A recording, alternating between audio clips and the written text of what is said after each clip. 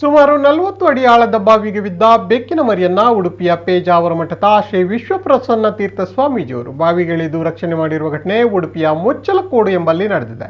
ಮುಚ್ಚಲಕೋಡು ದೇವಸ್ಥಾನಕ್ಕೆ ಆಗಮಿಸಿದ ಸ್ವಾಮೀಜಿಗೆ ಅಲ್ಲಿನ ಸಿಬ್ಬಂದಿ ದೇವಸ್ಥಾನದ ಬಾವಿಗೆ ಬೆಕ್ಕಿನ ಮರಿ ಬಿದ್ದಿರುವ ಬಗ್ಗೆ ಮಾಹಿತಿಯನ್ನ ನೀಡಿದ್ದಾರೆ. ಕೂಡಲೇ ಕಾರ್ಯಪ್ರವೃತ್ತರಾದ ಅವರು ಬಾವಿಗೆ ಬಕೆಟ್ ಅನ್ನು ಇಳಿಸಿ ಬೆಕ್ಕನ್ನ ಮೇಲಕ್ಕೆ ಎತ್ತುವ ಪ್ರಯತ್ನವನ್ನ ಮಾಡಿದ್ದಾರೆ. ಆದರೆ ಅದು ಸಾಧ್ಯವಾಗಿಲ್ಲ.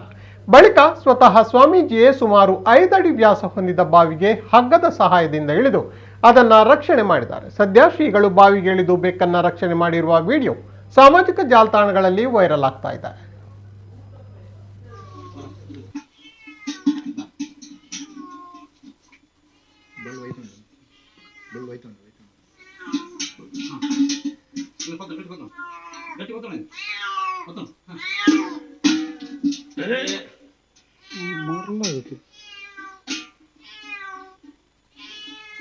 ಭಯ ಪಡ್ತೀನಿ.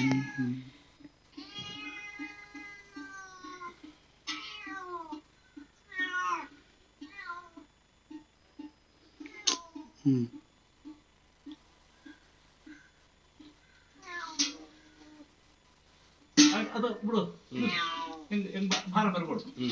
ಗಟ್ಟಿ ಬರ್ತದೆ.